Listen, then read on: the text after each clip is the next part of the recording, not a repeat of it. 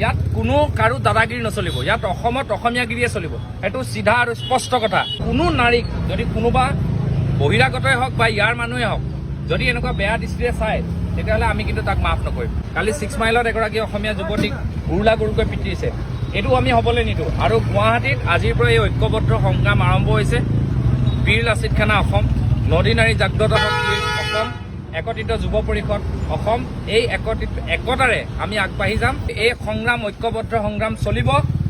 পোনপ্ৰথমে কথাটো হ'ল এনেকুৱা ধৰণৰ যে এই অবৈধ বজাৰখন চলাই থকা বা ইয়াৰ পৰা যি চিণ্ডিকেট ৰাজটো চলাইছে সেই দালালিজন কোন? দ্বিতীয়তে হ'ল যে শিষ্টাচাৰ নজনা গ্ৰাহকক কেনেকৈ ব্যৱহাৰ কৰিব নাজানা ফুটপাথত থকা যিকোনো ব্যৱসায়িক বীৰ লাচিত খানা অসম, নদী আৰু নাৰী জাগ্ৰত শক্তি তথা কোনো সচেতন মহলে ইয়াত এনেকুৱা বজাৰ বা এনেকুৱা ধৰণৰ তেনেকুৱা দালালিগিৰি দিবলৈ নিদিয়ে। আপোনালোকে স্পষ্টকৈ গম পায় যে বীৰ লাচিত খানা অসমে আমি কেৱল মুখত বা সামাজিক মাধ্যমত লিখিয়ে শেষ নকৰোঁ, ফিল্ডত নামি কাম কৰি পানী ঘোলা কৰিহে আমি ৰাইজৰ কাষলৈ আহোঁ। বিগত 2টা দিনত বহিৰাগত এনেকুৱাকৈ 25জন 10জনকৈ ব্যক্তিক পিটি সিহঁতে হোৱা বিস্তাৰত ভৰাই দিয়া হৈছে যে তেওঁলোকে আমাৰ অসমৰ বিখ্যাত, মই নাম উল্লেখ কৰিবলৈ বেয়া পাইছোঁ, ইউটিউবাৰ অভিনেতা তেওঁলোকে কি হৈছিলে অত্যাচাৰ কৰে। গতিকে ইয়াৰ পৰা এটা কথা স্পষ্ট হয়, অসমত থকা যিকোনো মহিলাক তথা নাৰীক যদি সন্মান দিব নাজানে তেনেকুৱা ব্যক্তি সন্মান আমি কেনেকৈ কাঢ়ি আনিব লাগে, কেনেকৈ অসন্মানৰ চকুৰে ভাষাৰে বুজাব লাগে, কেনেকৈ তেওঁক উচিত চিকিৎসা দিব লাগে তাক বীৰ লাচিত অসমক বুজাব লাগে। নদী আৰু নাৰী জাগ্ৰত শক্তি তথা আমাৰ বৈজ্ঞানিক তথা মোৰ সতীৰ্থৰ লগত যিটো ঘটনা ঘটি গ'ল, এনেকুৱা ঘটনা যাতে পৰিপূৰক ঘটনা আৰু যদি আহি থকা দিনত কাৰো লগত নহয়। গতিকে এই অবৈধ মাছ বজাৰখনক GMCয়ে উৎখাত কৰক। আৰু উৎখাত কৰাৰ উপৰিও এই যিজন ব্যক্তিয়ে ইতিমধ্যে আমাৰ মহিলাগৰাকীক নাৰীগৰাকীক বেয়াকৈ অভব্য আচৰণ কৰিলে তেখেতক আমাৰ হাতত এৰি দিব লাগিব আৰু তেখেতে ক্ষমা প্ৰাৰ্থনা বিচাৰিব লাগিব।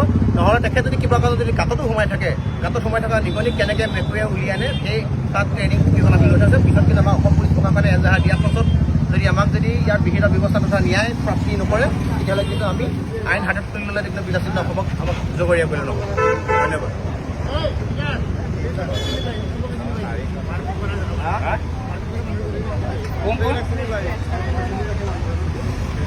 এতিয়া ছোৱালীজনীকো ক'লোঁ যে ভণ্টি তুমি গুচি যোৱা, বাদ দিয়া এইবিলাক মদ খোৱা মানুহ যি কৈছে, আৰু খুব বিভৎসকৈ কৈ আছে। তাৰ ওচৰতে যিকেইগৰাকী মাছ বেপাৰী আছে চবেই হাঁহি আছে এইটো কথা। অলপ দেৰি পিছত মই তাক ভালকৈ ক'লোঁ, সি অলপ দেৰি পিছত কি কৰিছে, ছোৱালীজনী গ'ল, তাকো মই ক'লোঁ যে ভাই যাগে যা বুলি হা। তাৰপিছত সি একদম সেই তাৰ পৰা খেদা মাৰি আহি একদম বেয়া মাত ভিন্ন মাতিছে। তাৰপিছত মই কৈছোঁ এই ভাগ বোলো, এনেকৈ ক'লোঁ।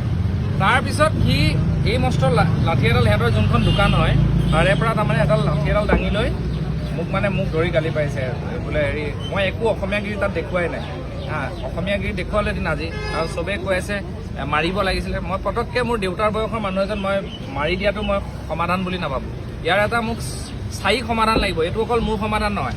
আৰু আমি আৰক্ষীক দিছোঁ, আৰক্ষীয়ে আমি চাওঁ কেতিয়ালৈকে যদি চাই লওঁ, আৰু যদি আৰক্ষীয়ে ইয়াৰ পূৰ্ণ ব্যৱস্থা নলয়, যদি কৰায়ত্ব নকৰে তেতিয়াহ'লে আমি নেক্সট আন্দোলন কাৰ্যসূচী গণতান্ত্ৰিকভাৱে গ্ৰহণ কৰিম। সমগ্ৰ জিলাৰ পৰা আমাৰ মহিলাসকল আহিব, আৰু মই স্পষ্টভাৱে কৈছোঁ কেতিয়াও এইটো গ্ৰহণযোগ্যতা নাই। কাৰণ মোকে খেদা মাৰি আছে, চবেই জানে মই চবৰ বিপদত দৌৰি থাকোঁ। সাংবাদিকৰ বিপদ হ'লে যাওঁ, আৰক্ষীৰ বিপদ হ'লে আগবাঢ়ি আহোঁ, চবৰে বিপদত মই মাত মাতোঁ। আজি মোৰ বিপদত আজি যিসকল আহিছে সকলোকে মই ধন্যবাদ জনাইছোঁ। আমি এয়া একতাৰে আগবাঢ়ি আহিছোঁ, আৰু এই সংগ্ৰাম ঐক্যবদ্ধ সংগ্ৰাম চলিব। ইয়াত কোনো কাৰো দাদাগিৰি নচলিব। ইয়াত অসমত অসমীয়াগিৰিয়ে চলিব। এইটো চিধা আৰু স্পষ্ট কথা। ভৱিষ্যতৰ কাৰণে আমি সকিয়নি দিছোঁ, আৰু আমাৰ যদি তেজৰ শক্তি চাব বিচাৰিছে, লাচিতৰ তেজ আমাৰ গাতো আছে। গতিকে আমি একত্ৰিতভাৱে মই প্ৰত্যেক দল সংগঠনকে মই মেছেজ যোগে কৈছোঁ, আৰু পৰৱৰ্তী সময়ত মই গুৱাহাটীৰ প্ৰত্যেকজন ব্যক্তিকে কৈছোঁ যাতে নাৰী আৰু আমাৰ অসমীয়া মানুহৰ ওপৰত যাতে বেয়া দৃষ্টি নাচায়। এইটো একদম চিধা কথা। বেলতলা ঘটনাৰ সন্দৰ্ভত কি হ'ব সেই নাৰীগৰাকীক? সেইটো এটা বেলেগ চেপ্টাৰ। সেই নাৰীগৰাকীক যিহেতু মই ভাবোঁ যে এনেকৈ পটককৈ ভিডিঅ' কৰি দিয়াটো খুব ভাল কথা নহয়। ঘপককৈ ভিডিঅ' কৰি দিব। এতিয়া কালি মই ভিডিঅ' কৰা নাই, ভিডিঅ'টো কৰাটোৱে আমাৰ সমাধান নহয়। ইয়াৰ এটা উচিত সমাধান লাগে, প্ৰত্যেকটোৰ স্থায়ী সমাধান লাগিব।